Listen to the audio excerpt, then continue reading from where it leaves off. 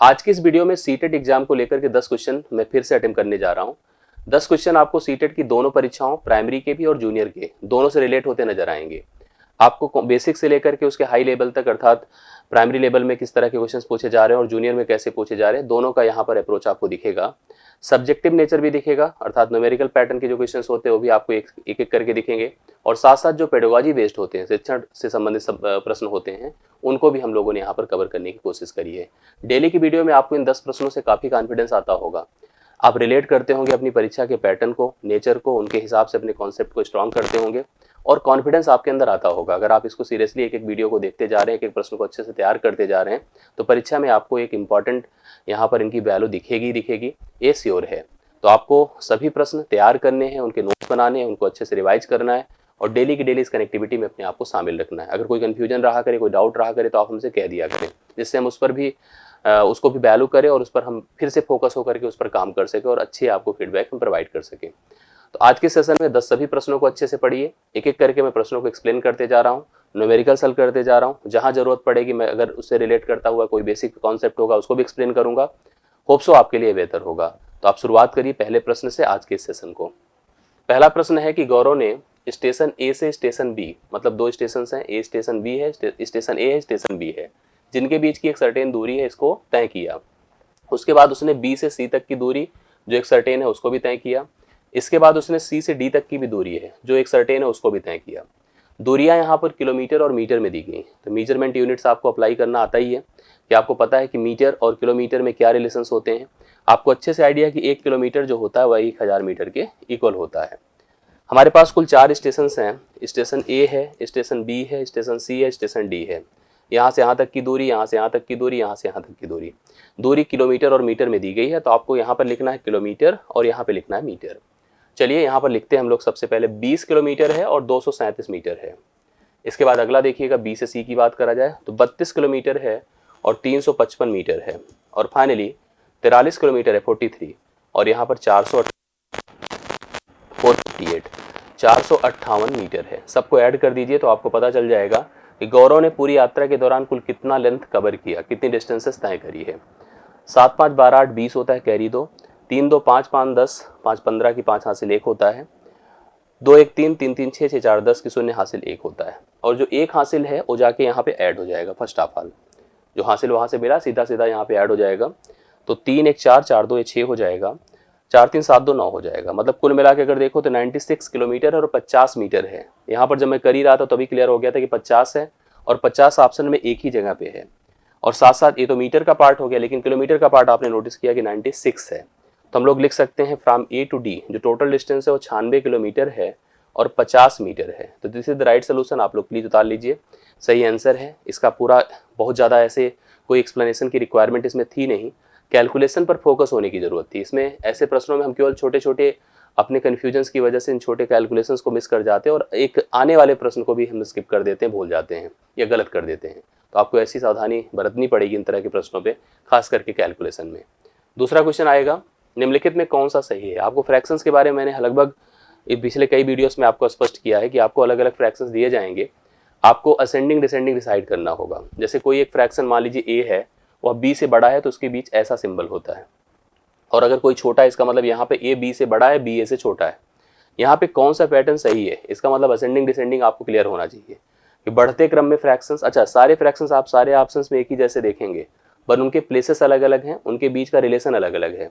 तो आपको फ्रैक्शंस उठा लेना है। जैसे मेरे पास 8/15 है, कहीं से उठा लो, कोई ऐसा नहीं कि हम किसी जगह से अलग अलग ले रहे हैं, नहीं। 3/5 है, यहाँ पे असेंडिंग डिसेंडिंग डिसाइड करना पड़ेगा। 4/7 है और 2/3 है। मैंने आपको क्लियर किया था कि कभी भी फ्रैक्शन को कंपेयर करना मतलब सबसे पहले डिनोमिनेटर सेम करना, हर समान करना। हर समान करने के लिए एलसीएम ऑप्शन होता है। अगर हर समान है तो अंशों को कंपेयर कर सकते हैं, न्यूमरेटर्स को कंपेयर करिए, जो बड़ा है वही फ्रैक्शन बड़ा, जो छोटा हो फ्रैक्शन छोटा। तो हम देख रहे थे कि हर समान नहीं था, तो अंश भी चेक करा जाता है, क्या अंश सेम है, न्यूमरेटर सेम है। अगर न्यूमरेटर सेम है, डिनोमिनेटर में जो छोटा होगा वही फ्रैक्शन बड़ा होगा, डिनोमिनेटर में बड़ा है वही फ्रैक्शन छोटा होगा। दोनों चीजें सेम नहीं है। अंश हर का डिफरेंस भी चेक किया जाता है, बट यहाँ पे कुछ ऐसी पॉसिबिलिटी नहीं है। तो मैंने ऐसी कंडीशन में आपसे कहा था कि ऊपर के मान लगभग सारे छोटे हैं और नीचे के मान सारे क्या हैं, बड़े हैं। तो आपको क्या करना चाहिए, सबको डेसिमल के साथ प्रेजेंट कर देना है, सबको डेसिमल के साथ। डेसिमल जैसे लगाएंगे तो यह जो 8 है 80 हो जाएगा, 3 30 हो जाएगा, 4 20 हो जाएगा, 2 20 हो जाएगा। अब आप नीचे वाले से भाग करिए तो 15 पचे 75 0.5 होगा। इससे भाग करें 5 छंगे 30 0.6 होगा। 7 पचे 35 0.5 होगा। और उसके बाद 3 छंगे 18। अब देखोगे तो आपको दो जगह पे सिमिलरिटी दिख रही है भाई, 5 भी सेम दिख रहा है, 6 भी सेम दिख रहा है। डेसिमल का एक प्लेस और बढ़ाना पड़ेगा। हालांकि ये कंफर्म हो चुका है कि 5 वाला छोटा है, मतलब ये दोनों छोटे हैं, ये दोनों बड़े हैं। तो डेसिमल एक प्लेस और चले जाओ तो कोई बुराई नहीं है। कैसे जा सकते देखिए, जैसे मैंने कहा 15 पचे 75, तो 5 बचा होगा, 5 के आगे एक जीरो ऑटोमेटिकली बढ़ेगा, तो 15 तिया 45। सही है। इसके साथ अगर इसकी बात करो तो इसमें कुछ नहीं, जीरो लगा दीजिए भाई। 5 छंगे 30 पूरा कंप्लीट हो चुका है। इसको देखिए 7 पचे 35, 5 बचा था, 5 के आगे एक जीरो, 7 सते 49 जाएगा। और यहाँ पर अगर देखो तो 3 छंग 18, 3 छंग 18, ये बढ़ता रहेगा। अब सबसे बड़ा अगर देखा जाए तो अब इसको अगर हम थोड़ा कंपेयर करें, जैसे यहाँ पर देख रहे हैं, तो मेरे हिसाब से सबसे बड़ा ये है 20, मतलब 2/3। 2/3 सबसे बड़ा है अगर मैं बड़े के हिसाब से चलता हूँ। उससे छोटा कौन है? 3/5। उससे छोटा कौन है? 4/7। दिख रहा है ना, 5 7 है। और उससे छोटा कौन है? 8/15। अगर हम इसको, ये तो हमारा क्या हो गया? डिसेंडिंग, मतलब बड़े से छोटा हुआ है। अगर हम छोटे से बड़ा चलते तो सबसे पहले 8/15 होता, उससे बड़ा 4/7 होता, उससे बड़ा 3/5 होता, उससे बड़ा 2/3 होता। तो आपको यहाँ पर यह जो था, यह डिसेंडिंग हुआ बड़े से छोटे की तरफ, और ये आपका असेंडिंग हुआ छोटे से बड़े की तरफ। ठीक है। ऑप्शन में देखिए 8/15, लेकिन उसके साथ रिलेशन तुरंत 3/5 का होगा नहीं। 8/15 4/7 मैच कर रहा, 3/5 2/5, एकदम परफेक्ट आंसर यहाँ पर बी ऑप्शन होगा। अगर आप चेक करिए तो B option is right solution for the given question. एकदम कोई डाउट नहीं है। और ऐसे प्रश्न इंपॉर्टेंट होते हैं, आप इसको ध्यान से ऐसे प्रश्नों पर खूब प्रैक्टिस कर लेना, जिससे कि दिक्कत आपको ना होने पाए। नेक्स्ट क्वेश्चन देखिएगा, इसको पढ़िएगा। एलसीएम एचसीएफ का क्वेश्चन है, अच्छा क्वेश्चन है, रिलेट करता है एकदम क्वेश्चन एग्जाम से। कहा है यदि 6 और 7 का एलसीएम, 6 और 7 दोनों ऐसे नंबर है जो कि अपने सिंप्लीफाइड फॉर्म में, मतलब कोई कॉमन नंबर इनको डिवाइड नहीं कर सकता, कोई किसी से काट सकते हैं क्या दोनों को? नहीं। इस समय इनका जो एलसीएम होगा ना, इनका जो एलसीएम होगा वो 42 होगा। आपस में मल्टीप्लाई कर दीजिए। कह रहा है इनका जो एलसीएम है एक्स वाई एक दूसरे दो नंबर हैं जिनके एलसीएम का आधा है, मतलब ये जो एलसीएम है इनके एलसीएम का आधा होगा। तो इनका एलसीएम क्या होगा? दूना होगा, मतलब 84 होगा। डबल कर दीजिए, गुणे 2 करिए, क्योंकि इसका एलसीएम तो परफेक्टली हम क्लियर कर सकते हैं, बट इसने कहा एक्स वाई के एलसीएम का आधा है। अगर एक्स वाई के एलसीएम का आधा है तो एक्स वाई का एलसीएम क्या होगा? गुणे 2 होगा, अर्थात 84 होगा। अब इसने कहा कि अगर x का मान, मतलब एक संख्या इसमें 12 है, तो दूसरी संख्या क्या होगी? y का मान क्या होगा? आपने सुना होगा कि अगर हमारे पास दो संख्याएं होती हैं तो उनका जो प्रोडक्ट होता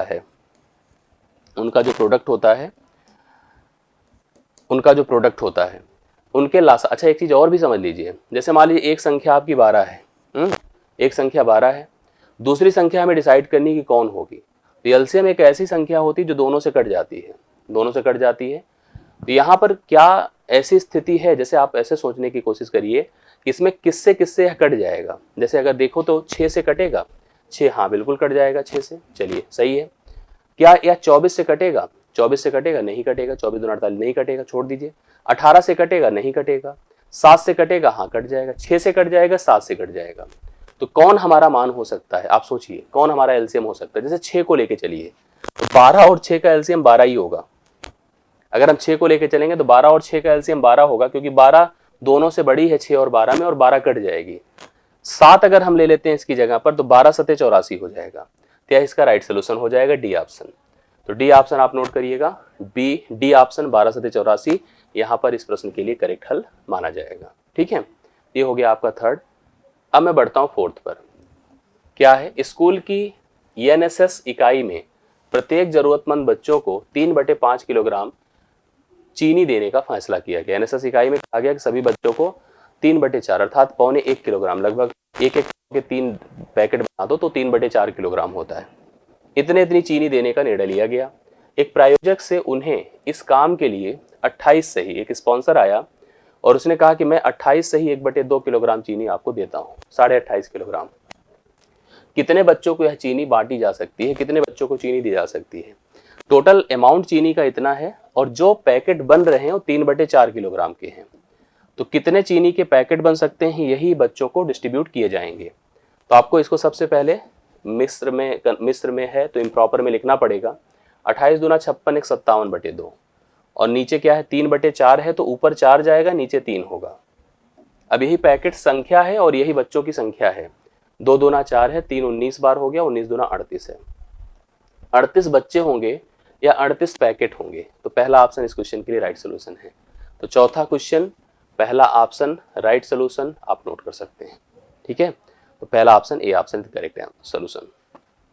अगला देखिए पांचवा, एक स्थान ए से स्थान बी की दूरी एक मानचित्र पर, मैंने ऐसे क्वेश्चंस कराए हैं, ऐसे डिस्कशंस हुए हैं, अगर आप वीडियो पीछे देखेंगे तो। जैसे कभी आप नोटिस करिए कि कोई डिस्टेंस जो होती है रियलिटी में कुछ और होती है, मैप पर कुछ और होती है। इंजीनियर लोग आपने देखा होगा कि पूरे घर का नक्शा एक पन्ने पे बना देते हैं, तो इसका मतलब वो किसी बड़ी दूरी को जो 10 20 25 50 100 1000 किलोमीटर की होती है उसको कुछ सेंटीमीटर में मान लेते हैं। यही है कि अगर कहा गया है कि ए से बी स्थान की जो दूरी है पर, मतलब मैप पर कितना है पता है, मैप पर 8.7 सेंटीमीटर है मैप पर।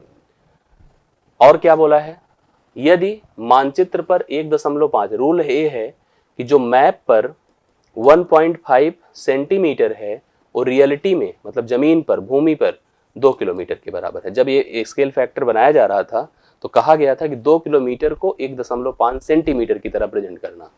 जिसने हमसे पूछा है कि जो यह मैप पर दूरी है वो एक्चुअली किसके बराबर है, मतलब यह किसके बराबर है, ये हमको डिफाइन करना। तो एक सिंपल तुलना करनी होगी, कहना होगा कि अगर 1.5 जो है वह 2 किलोमीटर है, 1.5 सेंटीमीटर 2 किलोमीटर है, तो 8.7 जो सेंटीमीटर है, देखो यहाँ पर 1.5 सेंटीमीटर अगर 2 किलोमीटर है तो 8.7 जो सेंटीमीटर है वह कितने किलोमीटर के बराबर होगा। पहले दशमलव गायब कर दीजिए, इसको इधर ले जाइए, 15 से भाग करिए, तो इधर लेके जाएं तो 87 दूना कितना होगा, 2 सते 14, 2 अठे 16, 1 17, 174/15 कर दीजिए। तो 15 1 के 15 हुआ, 2 4, 15 1 के 15 9, 15 छक्के 90, दशमलव लगाएं 11.9 किलोमीटर हुआ। 11.9 किलोमीटर है तो कहीं पर यह सारे ऑप्शंस तो मीटर में दिए गए हैं। अब आपको पता है कि 1 किलोमीटर जो होता है वह 1000 मीटर होता है ना। तो आप इसको जो है 11.9 को 1000 से गुणा कर दो, तो 11 9 3 0 बढ़ेगा, एक अंक पे दशमलव लगेगा, तो 11,900 आ गया, जो आपको यहाँ पर किस में दिया है, बी ऑप्शन में। तो यह सही में जो दूरी किलोमीटर में 11.9 आई थी, जो रियलिटी में है, जो मानचित्र पर 8.7 सेंटीमीटर था, सीधा सीधा आपने उसकी तुलना करी, क्योंकि जब ये मानचित्र बनाया जा रहा था तभी तय था कि 2 किलोमीटर मतलब 1.5 सेंटीमीटर, तो 87 सेंटीमीटर है तो वह कितने किलोमीटर था, 11.2 आया था, मीटर में कन्वर्ट किया तो 11,900 मीटर आया। यही आंसर हो गया। पांचवा प्रश्न डन है। छठा देखिएगा, भाग के एक प्रश्न में भागफल भाजक का 4 गुना है। देखो अगर कभी हम डिवीजन करते हैं, डिवीजन, तो एक डिविडेंड होता है भाज्य जिसको कहते हैं, एक डिवीजर होता है जो भाजक होता है, एक भागफल होता है जो वैल्यू होती है, और एक रिमाइंडर होता है। इतनी सारी चीजें होती है। आपने नियम पढ़ा होगा कि भाजक गुणे भागफल बराबर प्लस रिमाइंडर, भाजक गुणे भागफल प्लस रिमाइंडर बराबर क्या होता है, डिविडेंड अर्थात भाज्य होता है। ये रूल है। भाग के एक प्रश्न में भागफल भाजक का 4 गुना है। जो भागफल है मतलब ए, भाजक का 4 गुना है मतलब ए का 4 गुना है, और शेषफल जो है भाजक का 1/4 है, ये भाजक का 1/4 है। यदि शेषफल का मान 8 है, शेषफल जो दिया है वो 8 दिया है, तो हमसे भाज्य पूछा मतलब इसका मान पूछ रहा है। देखिए अभी सब आ जाएगा। अब पढ़िएगा, भाजक भागफल जो है भाजक का 4 गुना है, और जो शेषफल है भाजक का 1/4 है। क्योंकि यह भाजक का 1/4 है तो भाजक इसका 4 गुना होगा अर्थात 32 होगा। इसको 4 से गुणा कर दीजिए तो 32 होगा। यही बोला ना, रिमाइंडर 8 दिया है, भाजक आपका 32 होगा। क्यों? क्योंकि वह शेषफल का मतलब शेषफल उसका 1/4 है। पढ़िए, शेषफल भाजक का 1/4, क्योंकि जब आप 1/4 होते तो आपके 4 गुने होंगे ना। हाँ ठीक है। और एक चीज था, भागफल जो है भाजक का 4 गुना है। अगर यह इसका 4 गुना है तो 4 से इसमें गुणा करो, 4 दूना 8, 4 3 12 हो गया, 128 हो गया। अब हमको इसको फाइन करना है, तो मैंने अभी नियम लिखा यही चीज। मैंने कहा कि आपको क्या करना होगा, 128 को 32 से गुणा करना है और इसमें 8 जोड़ना है 128 को। तो हम इसको कर सकते हैं। देखिए अगर हम 128 को 32 से गुणा कर रहे हैं तो आप इसको समझिए तो कितना हो जाएगा। जैसे अगर हम इंड प्लेस को भी डिसाइड करके कर सकते हैं, हालांकि इंड प्लेस से डिसाइड करना सही नहीं है, तो आप यहाँ पर इसको मल्टीप्लाई कर लें। कितना है, 132 है, 128 है, और 32 है तो कितना हो जाएगा, 2 अठे 16 हुआ, 2 दूना 4 1 5 हुआ, 2 1 2 हुआ, 3 अठे 24 हुआ, 3 3 9, 9 2 11 हुआ, 3 1 3, 3 और 1 4 होता है, 6 हुआ, 5 4 9 हुआ और 2 1 3 हुआ, 4 हुआ, 4 3 9 6 है, 4 3 9 6 है। अब अगर हम इसमें क्या जोड़ देते हैं, इसमें हम 8 जोड़ देते हैं सिंपली, तो ये 8 6 14 हो जाएगा, मतलब ये 5004 हो जाएगा। अगर इसमें 8 जोड़ते हैं तो 5004, देखिए 4 3 9 6। तो आइए छठा नंबर देखिए, इसमें बोला है कि भाग के एक प्रश्न में भागफल भाजक का 4 गुना है और शेषफल भाजक का 1/4 है। यदि शेषफल 8 है तो हमसे भाज्य पूछा है। कभी भी भाग की बात होती है तो सबसे पहले एक डिविडेंड होता है जिसको भाज्य कहते हैं। इसको भाग करते हैं किसी भाजक से, ये भाजक है, डिवीजर कहलाता है। ये भागफल आता है जिसको आप लोग भागफल कह सकते हैं, इसको आप कोसेंट कहते हैं, और एक रिमाइंडर बचता है, शेषफल कहते हैं। इनके बीच रिलेशन क्या होता है कि डिविडेंड अर्थात भाज्य बराबर भाजक गुणे भागफल प्लस शेषफल, ये होता है। डिविडेंड बराबर भाजक गुणे भागफल प्लस शेषफल होता है। अब आइए इनको थोड़ा सा रिलेट करते हैं आपस में, कैसे चलेगा। सबसे पहले डिसाइड ये करना है आपको कि अगर हमें, जैसे इसने कहा है कि जो भागफल है मतलब b है वो भाजक अर्थात a का 4 गुना है, तो पहले ये तो कंफर्म नहीं है। शेषफल भाजक का 1/4, रिमाइंडर जो है इसका 1/4 है, और इसी शेषफल का मान हमको दिया है 8। तो इसका मतलब अगर हम इसमें 4 से गुणा करूंगा, क्योंकि हम जब 1/4 है तो ये हमारे 4 गुने होंगे, तो यह हो जाएगा 32, और इसमें जब 4 का आप मल्टीप्लीकेशन करेंगे तो यह हो जाएगा 128। ठीक है, अब इसी रिलेशन पे हमारा काम हो जाएगा कि हम लिखते हैं 32 इंटू 128 प्लस हम करेंगे 4। अगर आप इसका इसके साथ मल्टीप्लीकेशन करेंगे तो आएगा 4096, है ना। 32 गुणे 128 है, ये 2 की पावर 7 है, 2 की पावर 5 है, 2 की पावर 12 हो गया, 4096 प्लस अगर हम इसमें 4 जोड़ देते हैं, 8 जोड़ देते हैं, सॉरी ये 8 है, 8 जोड़ने पे 8 6 14 हो गया, 9 1 10 हो गया, 1 हो गया 4, 4104 हो जाएगा, जो डी ऑप्शन में आपको दिया गया है। तो डी ऑप्शन करेक्ट आंसर है। 4096 में 8 जोड़ा तो राइट सोल्यूशन 4104 हो गया, जो डी ऑप्शन है। आइए अगले क्वेश्चन पर आता हूँ। क्वेश्चन है कि विजया और उसके मित्र ने रुपए 42,000 का कर्ज लिया। 7वें क्वेश्चन में आप देख रहे हैं, एक नाव खरीदने के लिए उन्होंने 2 वर्ष में समान मासिक किस्तों में रुपए 47,040 रुपए, एक जो किस्त का कॉन्सेप्ट होता है वो चक्रवृद्धि ब्याज में होता है, इसमें कोई ब्याज की दर नहीं है। सीधा सीधा यहाँ पर कॉन्सेप्ट है कि विजया थे और उनके फ्रेंड थे जिन्होंने कुल 42,000 रुपए का कर्ज लिया, लेकिन भुगतान उन्होंने कितने किया पता है, 47,040 रुपए। मतलब ये टोटल पैसे उन्हें रिटर्न करने हैं। इसमें देखिए आपको समझ में आ गया होगा कि ब्याज इसमें ऐड हो गया है, मतलब जो अतिरिक्त पैसे देने हैं जुड़कर यहाँ पर इतना आया है। इस पैसे का भुगतान उन्हें 2 वर्ष में करना है और पर मंथ करना है, 2 वर्ष में पर मंथ करना है। 1 महीने में उन्हें कितना देना है यही हमको डिसाइड करना है। अब आपको पता है कि 2 साल में 24 महीने होते हैं, तो आप इसी पैसे का भुगतान अगर 24 बार करना चाहते हैं तो आपको डिसाइड करना पड़ेगा हर बार उन्हें कितना पैसा देना पड़ेगा। इसके लिए 47,040 को हम 24 से भाग कर दें। 24 से भाग करें, मेरे ख्याल से अगर सोच कर देख रहे हैं यहाँ पर हम लोग, तो 7 4 11 नहीं 15 3, ये 12 से दोनों कट जाएगा, 12 दूना 24 होगा, 12 3 36 होगा, 36 और हम 36 9 47 9 0 12 7 84, 6 और 4 12 5 60। हम 47,040 को हम 24 से भाग करते हैं। अगर हम 24 से भाग कर रहे हैं तो देखिए क्या दोनों संख्याएं ऊपर नीचे, 7 4 11 11 4 15, ये कट रही है 6 से, 6 से भी कट जाएगी, 6 से भी, 6 चौके 24। अगर हम 6 से काटते तो 6 चौके 24 होगा, और इसको काट के देखिए 6 7 42 हुआ, 42 5 0 6 8 48, 6 चौके 24, इतना आ गया। 4 से इसको और भाग करके देखिए कितना आता है, 4 1 के 4 होगा, 7 में कर रहा हूँ, 3 बचेगा, 8 4 9 36 होगा, और 36 2 38, 4 6 24 0, 1960 रुपये का भुगतान हर मंथ होगा। और 1960 कहाँ पर है, सी ऑप्शन में है। इस क्वेश्चन के लिए राइट सोल्यूशन इतना है। देखिए इसमें कुछ दे दिमाग नहीं लगाना है। 42,000 का लोन लिया लेकिन रिटर्न कितना हो रहा, 47,040। तो 47,040 को आपको 24 से भाग करना है, आपको पता चल जाएगा हर महीने कितने पैसे का भुगतान करना पड़ेगा। तो राइट सोल्यूशन इस 7वें का कितना हो गया है, सी ऑप्शन। अगला क्वेश्चन देखिएगा, एक पौधे की वृद्धि चार्ट नीचे दिया गया है। 8वें क्वेश्चन में वृद्धि चार्ट ऐसे होता है कि पहले दिन कोई लंबाई में वृद्धि नहीं, 5वें दिन तक लंबाई में वृद्धि 2.7 की है, 10वें दिन में लंबाई की वृद्धि 6.2 की है, 15वें दिन में लंबाई की वृद्धि, मतलब जैसे ऐसे चलता है कि 0 से 5 दिन, 5वें दिन देखा 2.7 सेंटीमीटर बढ़ा है। 5 से 10 दिन में लंबाई 6.2, मतलब यहाँ से आप इंक्रीज देख सकते हैं कितने का हो रहा है, यहाँ से इंक्रीज देख सकते हैं, यहाँ से इंक्रीज देख सकते हैं, और 15 से 20वें दिन की लंबाई की वृद्धि इतनी है। तो हमसे पूछा गया है कि पौधे की वृद्धि चार्ट हमको दिया गया है, पौधे की लंबाई में सबसे कम वृद्धि कब हुई है, सबसे कम वृद्धि। थोड़ा सा इसको समझते हैं। जैसे मैं आपको बताऊं कि यहाँ पर 2 से 7 2.7 हुआ है। अभी जिसमें इसमें ऑप्शन है भी नहीं कि 0 से 5वें दिन दिया है, हाँ ठीक है। इसमें थोड़ा सा चेंज देखिए, दोनों के बीच कितने का हुआ। जैसे अगर हम यहाँ से बात करें तो 2.7 की वृद्धि हुई है 0 से 5वें दिन में। यहाँ से अगर वृद्धि की बात करें तो घटाइए, 12 से 7 5 होता है और 5 से 2 3 3.5 की वृद्धि हुई है। यहाँ से वृद्धि देखिए, 9 से 2 7 होता है, 8 से 6 कितना होता है 2 होता है, 2.7 की हुई है। यहाँ से वृद्धि देखिए 13 से 9 4 होता है, 13 से 9 4, अगर हम इसमें से इसको घटाते हैं तो यहाँ 10 से 8 2 2.4। तो अगर देखो सबसे कम वृद्धि यहीं पर है, सबसे कम वृद्धि 15 से 20वें दिन, जो ये आपका 20th लिखा है 15 से 20वां दिन माना जाएगा। इसका राइट सोल्यूशन क्या हो जाएगा, सबसे कम। देखो अगर जैसे हम देखें 0 से 5 दिन इतने की वृद्धि, 5 से 10 दिन में इतने की वृद्धि, 10 से 15 की में इतने की, और 15 से 20 में वृद्धि आपकी 2.4 है। तो 15 से 20 जो सी ऑप्शन है इस क्वेश्चन के लिए राइट सोल्यूशन होगा।